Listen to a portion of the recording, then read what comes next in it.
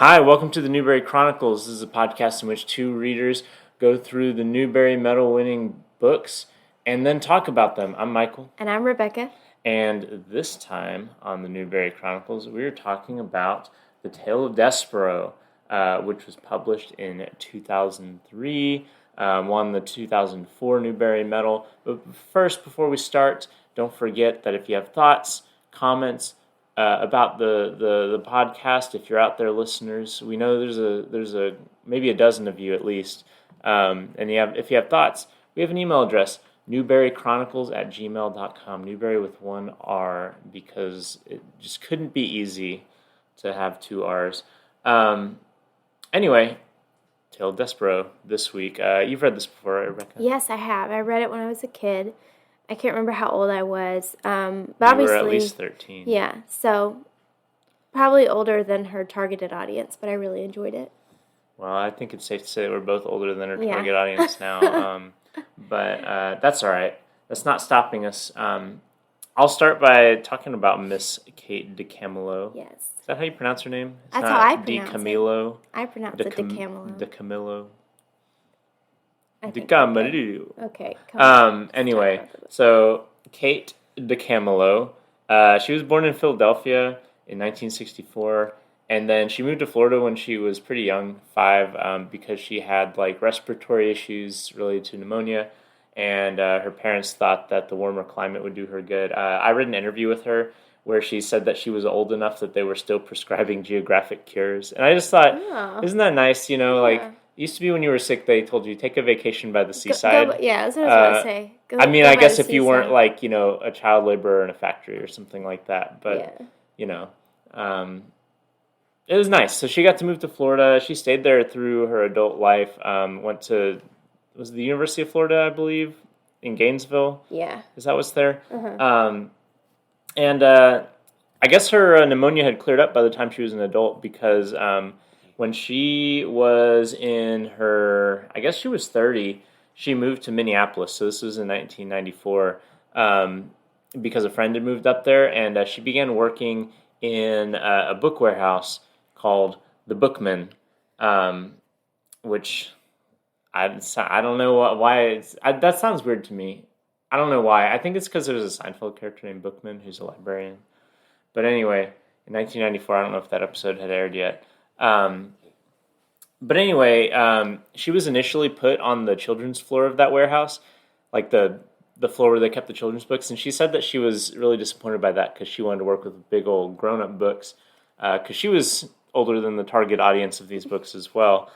And but eventually she just started like picking up the books that she had to stock and started really falling in love with them and started writing some short stories for children, but also for adults maybe.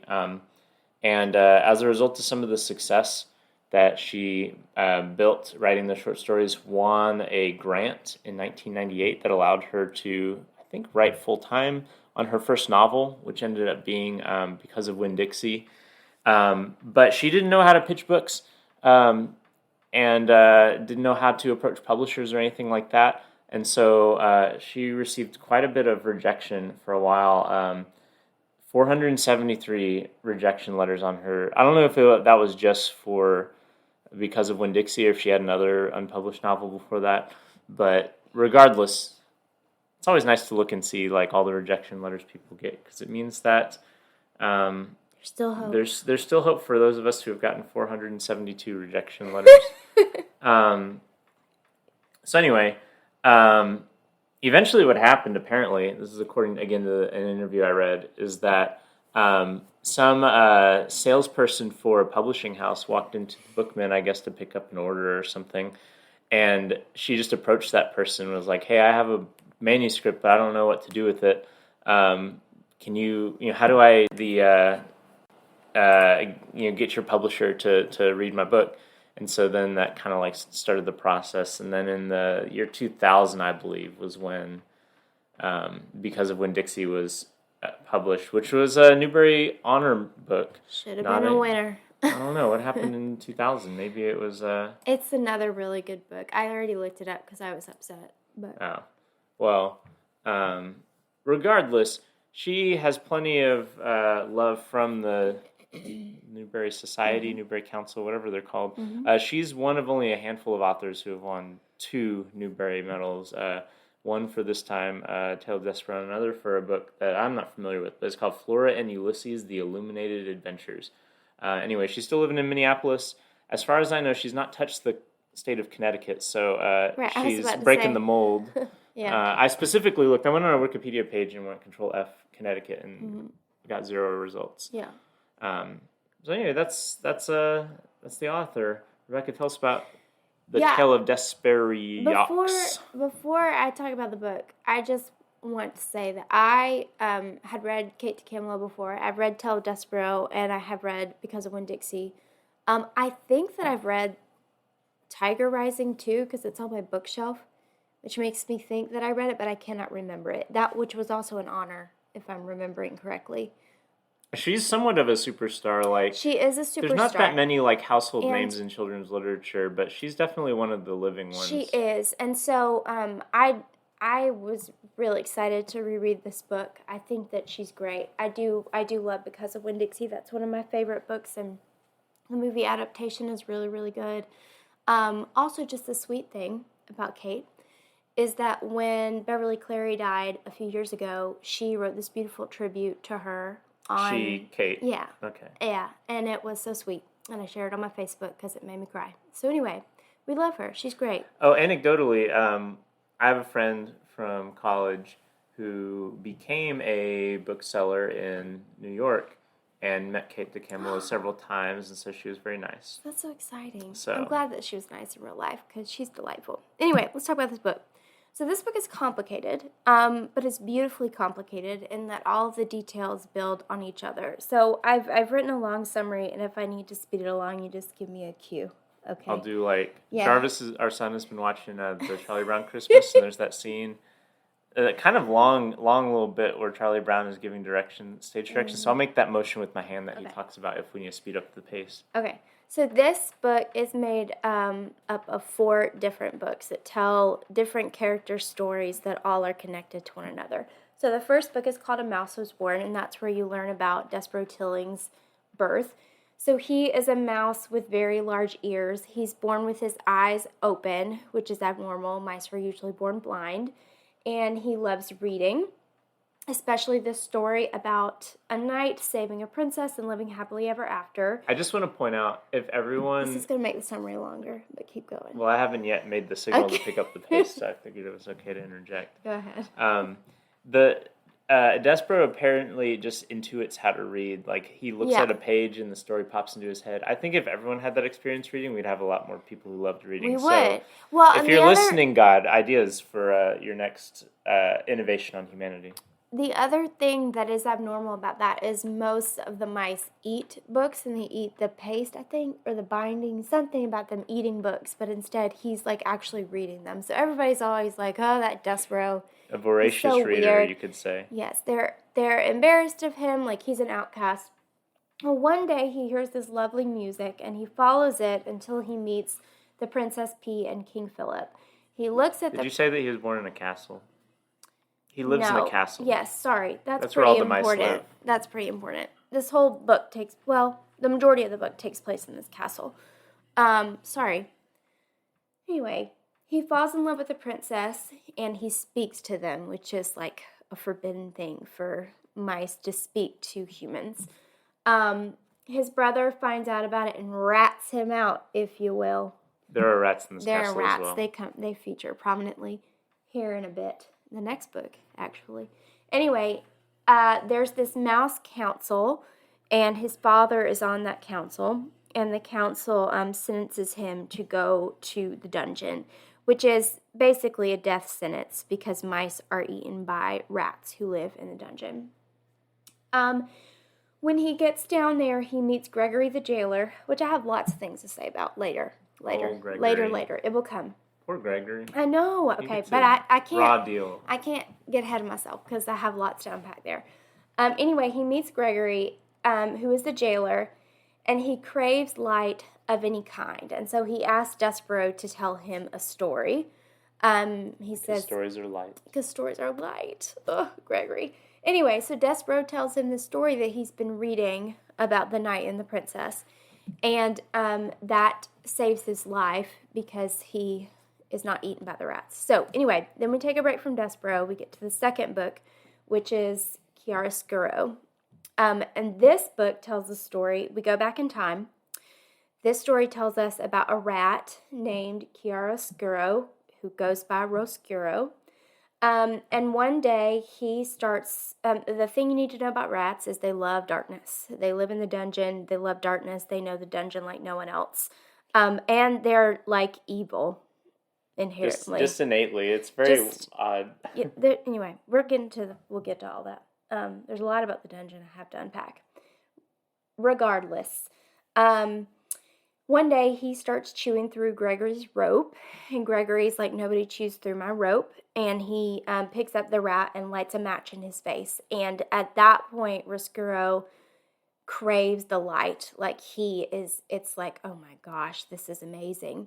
I do want to interject to say the reason why Gregory doesn't want his rope chewed on is because the dungeon is a labyrinth and he would become lost if he wasn't tied to the entrance. Yes, sorry. These are important interjections. In all my summaries, I just took that for granted that you would know those things. But yes, and all of that, builds on top of one another. So thank you. Anyway, so Roscuro one day escapes from the dungeon, goes to the castle, and he sees all this beauty in the ballroom. He climbs on the chandelier and he's looking at things. Another thing to know is the queen loves soup. She just loves soup. So the chef makes soup of all kinds. Well, Roscuro is leaning down. He falls from the chandelier and lands in the queen's bowl of soup.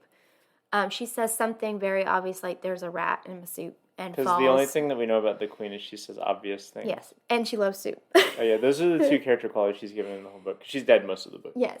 So anyway, and then she falls dead. Is it meant to be that she's dead from shock, or? I guess. I would be shocked if a rat fell into my soup. It's unclear. Maybe she had some pre-existing conditions that we don't know about. But regardless, at that point, Roscuro looks at Princess P, who is looking at him and gives him this glare. And that glare and the knowledge of what the princess feels about him breaks his heart. And when his heart is broken, he vows revenge. The king outlaws soup and rats and anything that goes along with soup. So bowls, spoons, pots that you would make soup in, everything. And that ends book 2. I will say, it's interesting later on in the book, it does mention that they could have stews or things like that. And I wonder, do they not eat stew with spoons? Maybe it's really thick stew that they can have with a spork. I don't know. I didn't remember that detail. But, yeah, I don't know. Or maybe with bread. Sop it up with bread. Oh, that's true. That, the Ethiopian restaurant that all of our friends were traumatized by. No need for spoons. Okay, so then we get to book number 3, which is the tale of Migru Sao, who is another character I have lots to unpack about. But when we meet her, she's a 6-year-old girl who witnesses the death of her mother. We also know she is named after her father's prize pig. She witnesses the death of her mother, and then she's sold by her father for cigarettes, a hen, and a red tablecloth to a man that she calls Uncle. Uncle is very abusive. He clouts her ears, which leaves her partially deaf, and her ears are shaped like cauliflower. One day, when she's at Uncle's, Mig sees the royal family pass by, and she's just in awe of the princess, and that's her deepest dream, to be a princess. A while later, after the queen dies, the king's soldiers come to Uncle's home, and they take his spoons and his pots and everything, and they find out that he technically owns Mig. So they say, well, you're not allowed to own somebody, so we're going to take her to the castle, and she'll work there as a servant. The only people who can own people are we're going to get to it. We're going to get to it. We have lots to unpack. So anyway, they take her there. I lost track. Sorry. Well, she goes down to the dungeon. Yes, she's very incompetent at the castle, and eventually the only job they give her is to go down to the dungeon to take Gregory the jailer his lunch. This is a job that nobody wants. This is a job that has led to the death of servants before. But Mig she can't hear, and so she doesn't really know all of this. She can't hear, and there's also like she's portrayed in this book also as dumb, like not just handicapped, but also they dumb. use what is it that they keep saying? She's not the sharpest knife in the drawer, or something like that. Yes, which they also say about the king. But anyway, she goes down to the dungeon, where she meets Roscuro. And she tells him about her dream to be a princess. In that same interchange, Despereaux is given to Mig in a handkerchief by Gregory to return to the upstairs of the castle, which I think is Gregory's way of repaying Despereaux for bringing him light, for telling him a story. Anyway, Roscuro convinces Mig throughout this interchange to help him kidnap Princess P, and he tells her that she's going to kidnap the princess so that the princess can learn how to be a servant like Mig, and Mig can take her place and be a princess. Then we get to the final book, which is called Recalled to the Light. And we find out that... That's a long paragraph. I'm going to make my little Charlie Brown gesture. If you quit interrupting, we'd be done. I'm just kidding. I don't think I would be. I'm just kidding. Just kidding. There's a lot. I'm going to go get a cookie while you're... in this book. You're summarizing. Okay. Well, Despereaux has overheard this whole conversation. Mig kidnaps the princess and takes her to the dungeon. The next morning, the guards search the castle and they find that Gregory, the jailer, has died in the dungeon because Roscuro has chewed through his rope, which led him to get lost in the dungeon in the mazes and dies. Despereaux, in this long chain of events that I'm not going to explain, is covered in flour. He tries to get to the dungeon to rescue Princess P. In the process, he sees the Mouse Council, who had sentenced him to death. They think he's a ghost. His father is, deeply depressed over the part that he has played, in Despereaux's murder. Because his father was on the council. Yeah, we already said that. Sorry. Maybe some people were taking a cookie break while you were saying that. Anyway, his father begs his forgiveness. He forgives him. And then he also runs into Cook, who is so distressed that she's breaking the law and she's making soup. And even though she hates mice and she tried to kill Despereaux a little earlier, she offers him some, which detail comes into play later. So when Despereaux gets to the dungeon, Roscuro smells the soup, which reminds him of light and the castle and everything he craves, and he is moved by that. P has compassion on him, and she promises him that if he lets them go, she'll treat him to soup when they get upstairs. At the end of the book, Roscuro and Despereaux are both kind of allowed free range at the castle. Mig is actually reunited... What? No. Oh, sorry. Mig is actually reunited with her father, who we actually learned earlier in the book has been imprisoned in the dungeon, and he treats her like a princess the rest of her life. And that is the tale of Despereaux. It's like the end of Ratatouille. Yeah. Because people have food and it changes their lives. It moves their hearts, which I deeply understand. I do too.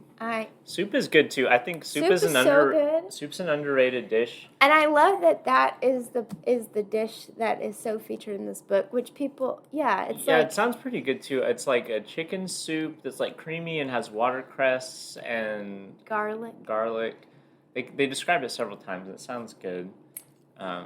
Anyway, you tell me what you liked about this book. Well, I had... And this, dear listeners, is kind of a change of pace because Michael and I have barely talked to each other about our experiences with this book, which usually when we come to the podcast we have, so I'm eager to hear what your thoughts are. Yeah, this is straight off the dome. So this is the first time I've read this book. There was a movie that came out. Mm-hmm. Right? Yeah, this Which book I probably has would not actually have... been turned into a movie, a play, and a video game. Is the video game the tie-in with the movie, or is it separate? I have no idea. I never saw the movie, I don't think. I didn't see the movie either, but that's the only reason I know that this book exists, besides it being a Newbery Medal winner, because anyway, that's how I knew it was a book, is by seeing the trailers for the movie. And I have not read any Kate DiCamillo books either, even though I've known who she is for quite some time, just because she's famous. But I liked this book. So there's a few things that I liked about it. First of all, the book is kind of like I'm gonna compare it to what readers will know is one of our favorite books that we've read so far, which is A Gathering of Days, the very boring book. And I don't mean this in a negative way, but A Gathering of Days is the other book that we've read that is trying to appear as if it is older than it is, because it is written in a style that is like a pastiche of an older type of literature. And this is that too. This is trying to be like maybe a children's book from like the late 19th century or something like that. And by which I mean the narrative voice is very intrusive and kind of playful, directly addressing the readers a bunch. This is not a children's book from the late 19th century, but like Jane Eyre, has that really famous quote, like, "Reader, I married him." And there's a bunch of that. There's a bunch of reader, comma, and then a declarative sentence. There's a bunch of kind of like, just fun little narrative asides about like kind of coziness and like we've already mentioned, soup, and it feels very much like a book that like a George MacDonald book, or like I'm trying to think of other authors, but like that era of children's literature, except maybe without the really. Some of those have really heavy-handed morals, and this doesn't really have that. It's got a little bit of that, but also the packaging of the book is like that as well. So like the pages, if you've ever seen an old book, where people used to have to take scissors and cut them open, that's like what this looks like. It also has illustrations that are in the style of like old children's books illustrations, where the illustration will have like a quote from the page that it is looking at underneath, and it's all in this like kind of like I think actually the style is chiaroscuro, if I'm not mistaken. Are you serious? That's so funny. I don't know for a fact, but anyway, I hope so. This has a lot going for it in just the sense of like a kind of nostalgic connection, because I read books like this growing up. Also, I think it's like it's very fun because it has this kind of like playful, almost like fairy tale-esque style that allows it to have these kind of like funny asides, and it's not a particularly complex story in the sense of characterizations. Like the characters are all very sketched very broadly but memorably, right? And so you have that kind of like the king or the queen. We only know like a few character qualities about each of them. But they're funny and interesting, like and slightly absurd. Like the fact that when the queen dies eating soup, the thing that gets outlawed is soup, rather than, I don't know what would have saved the queen, but maybe cleaner sanitation in the castle to get rid of rats or something. I don't know. But you have that kind of like gently absurd touch to it that I think is really fun. And also, I think that the structure is really interesting too, because like you keep pulling back. It's almost like, I'm going to compare it to another book that actually was one of our favorites, is Holes. It's like Holes in a lot of ways, in that there's a lot of moving parts that end up kind of like almost like machine-like or like a puzzle get like put together. Because for a while, like you're reading about Despereaux and you're like, okay, it's a story about Despereaux. Then all of a sudden you're in like the second book and you're reading about this rat and you're like, why am I learning about this rat? And then eventually it comes together, like why this rat is connected. It's much tighter in terms of like time frame and ambition than Holes, but it still has that same quality of like things fitting together. The last thing I'll say, there's other things I liked about the book, but I'm sure you'll bring stuff up, Rebecca. But I will say that like in the style of being an old book, we have not actually read the full title of this novel. Oh, that's true. Which is The Tale of Despereaux, being the story of a mouse, a princess, some soup, and a spool of thread. And it's always fun how older books have longer titles than they need to have. Yeah. Anyway, Rebecca, tell us about what you liked. I agree with all those things. I really just loved how every single detail and piece of the story works really well together. And one small one I'll mention is that early in the book, when Mig actually first meets Princess P, outside of like the time she saw her driving by Uncle's house, when she first meets her in the castle, her job is to take the princess some red thread that she's working on some tapestry. I can't remember what her project was. That's unimportant. But P says something like, I don't know why all my red thread goes missing. It's just always going missing. And you find out that red thread is what the mice use to like tie around the mice's neck. The mice, whatever, their necks to take them down into the dungeon. So I don't know, it's just all those little pieces work really well together. And there's not a lot of like wasted detail in this book, which I really appreciate. I really like how committed she is to her form. I love Kate DiCamillo's storytelling. She tells such a good story. I think her prose is great. Her plot development is great. I like the narrative voice in this book. At sometimes I was like, am I tired of this yet? But I wasn't. I think it's done well. Like the Dear Reader. I like how she'll give you little insights, little detached perspectives, and then get right back into the story. I just think she does that very well. I love the themes. You get themes of love and forgiveness and light and dark, obviously. There is this theme of freedom versus captivity that's like floating around there. I'd like to see that more developed, which I'll talk about, and what I didn't like. And I love that this is one detail I left out because I gave you every single detail in the book except this one. Just kidding.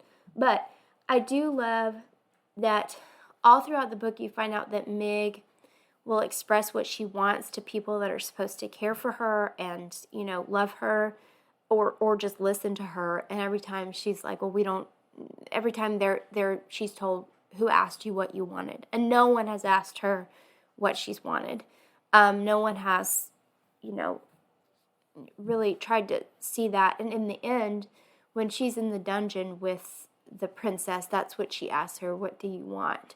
And that question really breaks kind of the spell that Despereaux has had over Mig and kind of leads to all their rescue. So I think that's a really beautiful part of the book.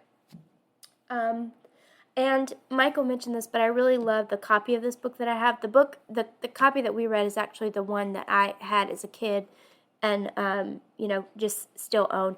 I always thought, Michael's right, that the way the pages are is like made to look like old books, but in my head, it was always to be like the pages that the mice had eaten. So maybe it's both, but I don't know. It could be both. I just remember getting really excited getting this book. I can't remember if my parents got it for me or I bought it for myself. I really can't remember. But I always remember being really excited. It was like, even if I don't like this story, I really like the book. It looks cool.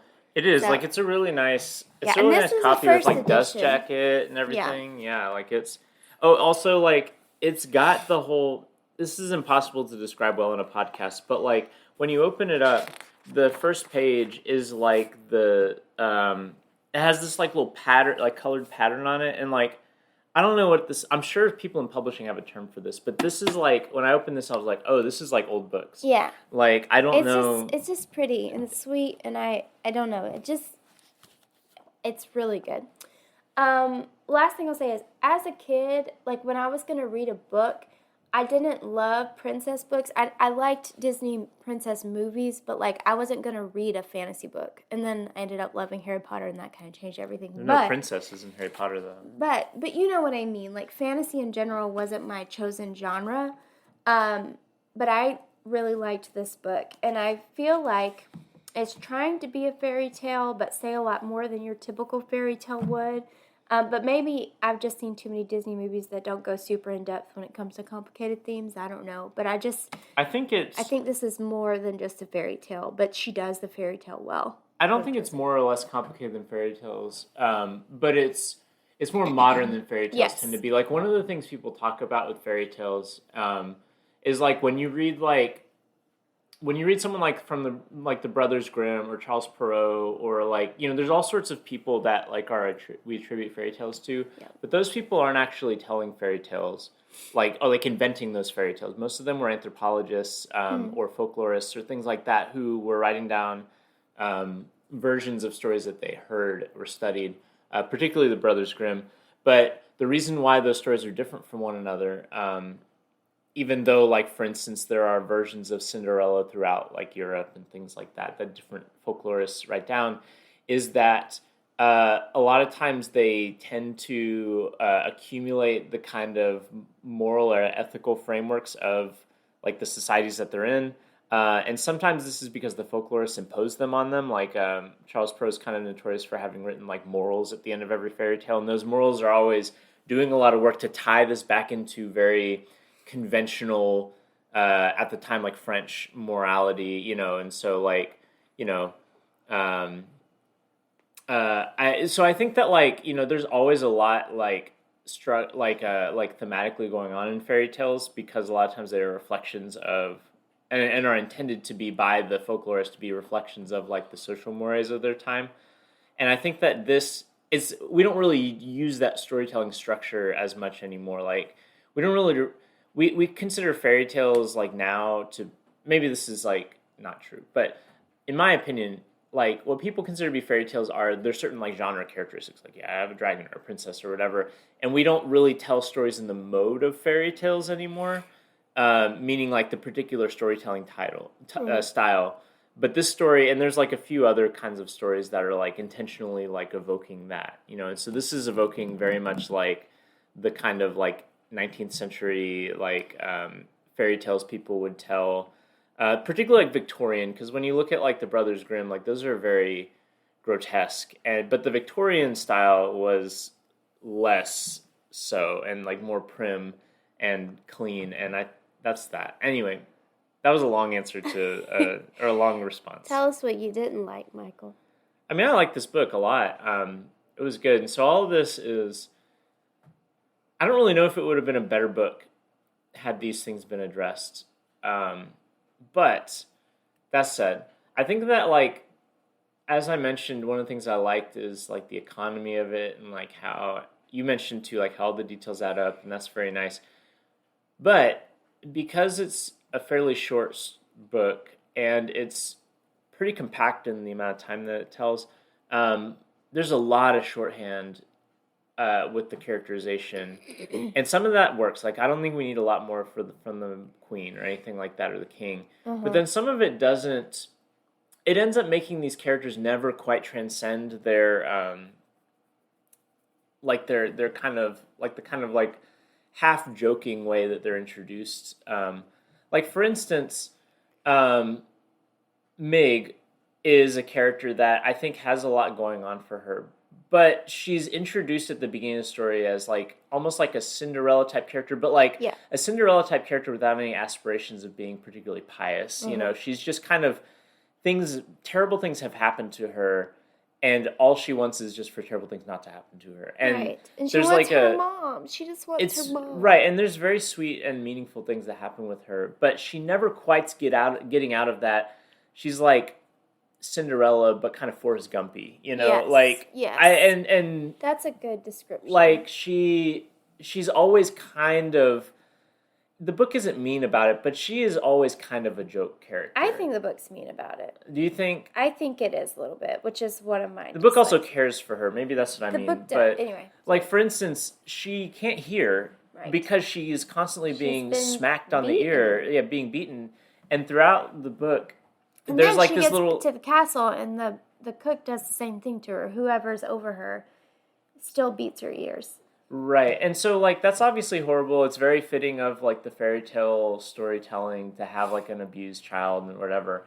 And so like it makes sense the way that the story does it. But like through the end of the story, they're making like little like wry asides about how she can't hear anything, and like it never gets to the point where someone's like, "I'm sorry that your ears have been damaged by abusive adults," and that would not be in the mode of the story. So like I'm saying, I'm not sure if it would make for a better book for someone to actually like meaningfully care about the abuse that she's gone through, but it's weird. I don't know, like it's not that I hate it, but it feels like a shortcoming of the book that it can't figure out a way to make her seem just a little bit more, um, give her a little bit more depth in terms of our relationship to her. Like Yes. we care about her, but she's also, she's simple Yes. and kind of silly because she can't always hear things, so she's always mishearing or having to repeat things, and I don't know that. And so like that's just one example, and there's a couple different examples for that. I'm not sure 100% of the rats work. Like of the three main characters, Roscuro is the one that I understand the least. Um, like I get he wants light, and then he's treated very poorly when he goes to the light, and so he's like, I gotta make it terrible for everybody. Like I understand that, and it's kind of implied that that's the what all rats like. That's why all rats are like that, is that they're rejected by the upper world. But like in terms of, I don't really understand, and this may also be how I read the book. I read about the book in just a few sittings, and I read the first half of it basically one day, and then I didn't finish reading it until a few days later, and so I had kind of this gap, and so maybe this is partially me forgetting, but I once he started like his plan for revenge for the princess, it felt like it wasn't 100% explained what his plan was Yeah. until we got into it, and then by that time I was like, wait, are you or are you not? Like, what are you going to do with this princess? Like, I never quite understood, like, what his revenge was, except that he just wanted to put her in the dungeon. I think Like, she was just going to die down there like everybody else does in the dungeon, which I have a major problem with, which I'm going to get to in a minute. But yeah, I don't know. Um, I just didn't feel like his character is kind of the linchpin, like, connection between the world of, like, the underworld of the castle and then the overworld of the castle. Like, he is rejected completely by that. And he is kind of he's kind of a product of his environment, and that's what makes him so nasty. And Yeah. like I get all that. It just, I'm not sure if I'm quite connecting all the dots, and maybe that's me, but maybe it's also just the fact that the book is kind of taking shortcuts when Yeah. describing him. Yeah, I agree with you. Yeah. Yeah. I want to hear what you dislike, because maybe that Well, connects. some of this is not just dislikes, but things I just need to unpack. Like Okay. Yeah, there's lots, as you mentioned, lots to unpack. So this dungeon, my understanding is that people just get put in there for whatever. Like Mig's dad is down there for what? Stealing a horse or something? I don't remember. He stole something. And so he's put down there. And I'm just like, they don't feed them because the only person they feed is Gregory. So they literally just put people down there to rot, because they talk all the time about how there's skeletons down there, skeletons of people.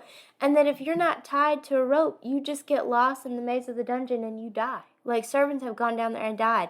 Knights go down there to search for the princess and die. So I'm just like, also, they die really quickly. Y'all literally just putting people down there, like, to just starve and die in the darkness.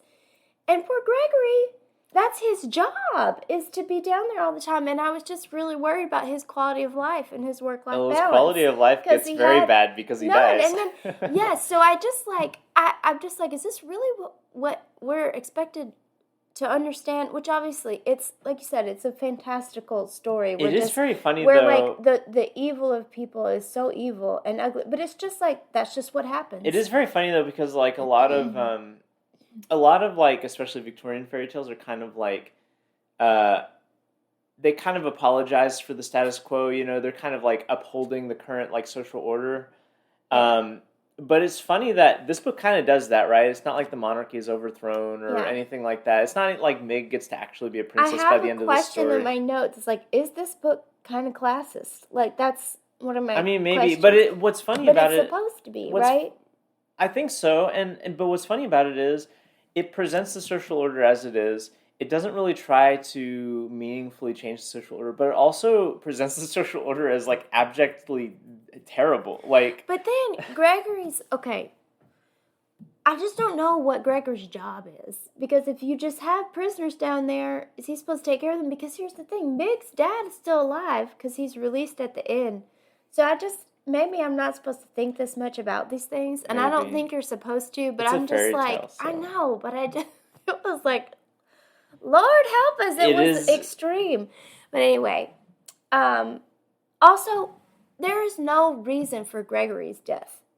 There's no point in him having to die. Like, Roscuro could have done that whole plan without Gregory being... I don't understand I'm gonna come back why to Gregory is dead. I'm gonna come back to the form of the genre again. Like fairy tales are just very cavalier with death. Well, I don't know if that's a justification I for love it. Gregory, and I wanted him to get a better job. Gregory is very sweet. And I was sad when he died. And I just, that, I said all the details built on, and maybe it was important because he would have seen Princess P come down there and then would have told the knights. I guess that's the point. I think maybe, I'm not sure. I do like Gregory as a character. I think he's very, like, he's the one who introduces a lot of things to the characters. Right. Like, all of the characters interact with Gregory, and that's where they kind of meet each other, right? That's where Roscuro meets Mig and all that sort of stuff. And I don't know, he's a sweet guy. I was sad to see him go. I was sad to see him go too, because it just happened so abruptly. Like, also, I do wonder if they're just lost in the labyrinth. Like, why did they die so quickly? Like, he's the entire arc of this story, not counting flashbacks, takes place over like what seems like a few days. He wouldn't be dead yet, but he's just dead. I don't know. Sense of time is really kind of wacky in it too. But anyway, I agree with everything you said about Mig, and I know our friend Beth, not your mom, but our friend Beth is probably listening to this podcast, and if you listen to this, Beth, I could not get your voice out of my head when you were like, it's just kind of weird how they always make Mig say gore. Do you remember? And I had forgotten that until Beth said that in that rehab. I was like, why do they do that? I don't know. The only time, I think it's like a slang thing, right? I think it's... Is it? The only other time... The only other time I've ever run across that is in the Chronicles of Narnia. I don't know if you remember in A Horse and His Boy how there's like a Prince and the Pauper type situation in which hold on, I'm maybe mixing up details, but there is... You would know Narnia better than me. Yeah, but now it is in the Chronicles of Narnia, but there is like a character who is like also kind of like working class, like kind of rough around the edges, and he's always saying gore. I wonder if like, is that like a, I don't know, is it a UK thing? Maybe. I don't know. Maybe. But I love Mig. I love her so much, and I agree with everything you said about the form. But she becomes more and more of a caricature. Like, there's this one part where it's like she gets to the castle, and for once she's allowed to eat all that she wants, and she gets really fat. And it's just like, that detail is unnecessary. Like, it just makes her look more of like an unflattering caricature, and I don't really see the point. I wonder if she had been malnourished before, and then like that's meant to say that she's like healthy now or something. But if you look at the illustrations, like she just looks ridiculous. Like and so I don't. It's little things like that. Like, I don't really know what I wish Mig was portrayed a little bit differently, I guess. But I agree with you. I don't know if that would have made it a better book. I think that's just like part of the genre. That's not right. And the flavor of this book is this very like bright, colorful, like broadly sketched story, and that's like what makes it fun and interesting to read. Is that you move through it so quickly, and they're always introducing these new things. I mean, you mentioned you liking Harry Potter, and that's something that J.K. Rowling does really well. Actually, is to fill her world with these really bright and broadly characterized people who, or Dickens, Charles Dickens does this as well. Like, you just have these kind of like faintly ridiculous characters that are fun and interesting to read, even though they're not particularly like realistic or complex or anything like that. Yeah. But yeah. The other thing I want to say about the dungeon, I'm sorry, I keep coming back to the dungeon. It is horrifying. It is horrifying, but there's also,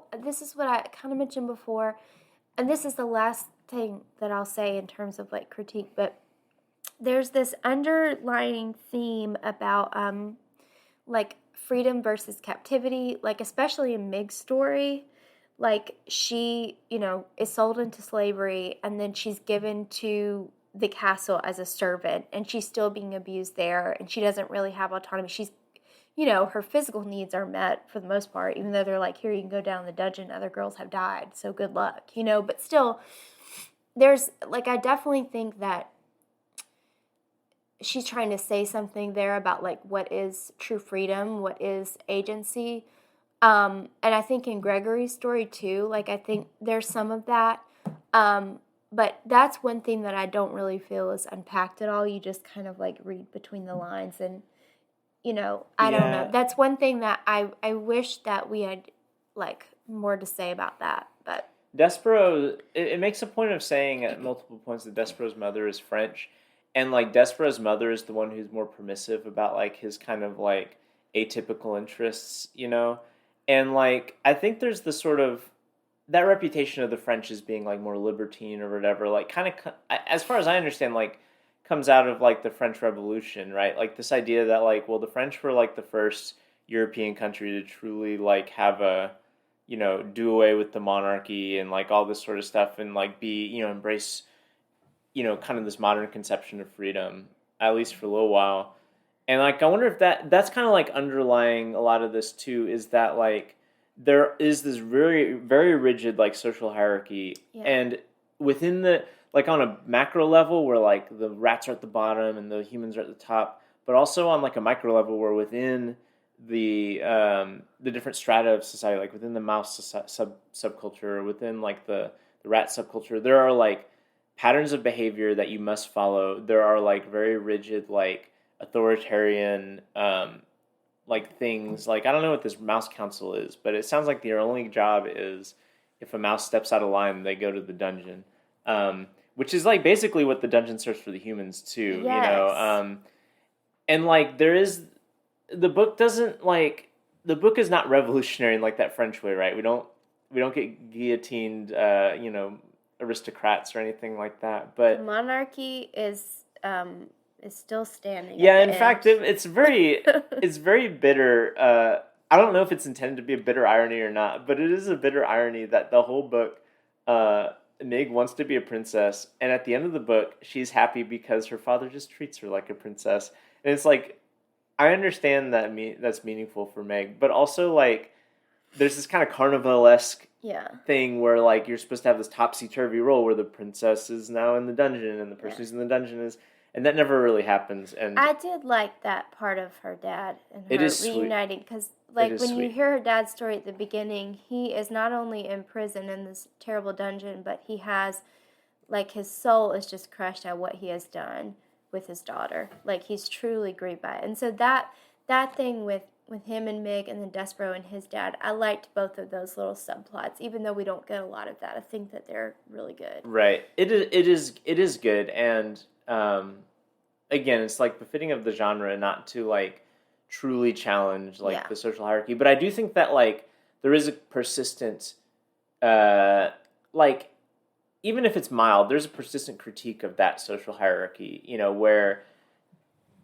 the things that are making these characters miserable are all kind of coming from the fact that there is this hierarchy, right? Like the rats, or Roscuro, right? His identity as a rat, or his species as a rat, whatever. The fact that he is a rat dooms him to be at the bottom of this hierarchy, no matter whether or not he wants to be there or not. And by the end of the book, he is given, like, just a small element of freedom that is outside of that hierarchy. And I think that happens for all the characters. I don't know. Yeah. This is a great book. It is good, yeah. I'm glad that we are still on the same page about this, because, like I said, we didn't talk about We've not yet whether got you the liked book it or where not. we diverge in opinion. No, I'm okay with that. We'll see. It'll be a big event in this household. Dear reader, read this book. Read more of Kate DiCamillo's book. She's wonderful. We will read at least one more of hers. Yeah, and I've not read Flora and Ulysses, but I also want to reread Tiger Rising. She's just wonderful. She also, I've discovered this from picking up a book for my goddaughter for Christmas, but she has a new little children's series out. I don't know how new it is, about this pig named Mercy, and I just love pigs, and I'm excited about it. So, anyway, she's just great. I love Kate DiCamillo, is the conclusion. Well, this, as I said, this is my first book by her, and I'm looking forward to reading more. So, any last thoughts on Despereaux? No, I want to watch the movie, just to see what it's like, and we'll have to decide if you think Jarvis can handle it or not. We'll see. It might be too big. I don't know. We'll see. Anyway, no, I don't have anything else. Yeah, me neither. All right, so that brings the end of this conversation. Our next book, we're in the 2010s now. Yes. Where Rebecca said with the kind of foreboding earlier, we're almost at the point where we have to go back to the 1920s, and I don't think we'll have to do anything Two quite more as books until then. Yeah, I don't think we'll have to do anything quite as onerous as The Story of Mankind again, but we are intrigued by Gay Neck, Story of a Pigeon, so we'll see. Yeah. But next time we're reading the 2012 winner, Dead End in Norvelt by Jack Gantos, which we know absolutely nothing about. Rebecca told me, or the novelist. Rebecca told me to pick one, and I looked over the 2010s and realized I do not know anything about any of these books. And so I don't know what types of books these are. I don't know. Anyway, we're in complete uncharted territory. So I guess we'll see next time what that's about. So yeah, thanks for listening. Remember, if you have any thoughts for us, you can reach us at newberrychronicles@gmail.com. I do just want to give a final plug. If you're a Knoxville resident, the Lawson McGee Library has a pretty cool display of the Newbery books, and they have, if you just want to follow along with what books won each year in each decade, they have this beautiful list with a checkbox that you can get, and we got it. This is just a reminder to go to your library. They're just great people there, and it's a great place. Yeah, support your local library. Pick up a checklist. Mm-hmm. And they even have a poster board of like, how many Newberries have you read? Which that's for children, not for us. But anyway, we don't get the poster board. I don't know. I haven't talked with Miss Carol about what all that's about, so we'll see. I think we need the poster board. Yeah, I'll tell her to link our podcast at that. Yeah, maybe section. we can get the Lawson McGee Library to start promoting our podcast and get some good listener base. Not that our current listeners aren't good, but there's not that many of them. Yeah, so that's it. Thanks for listening. Bye-bye.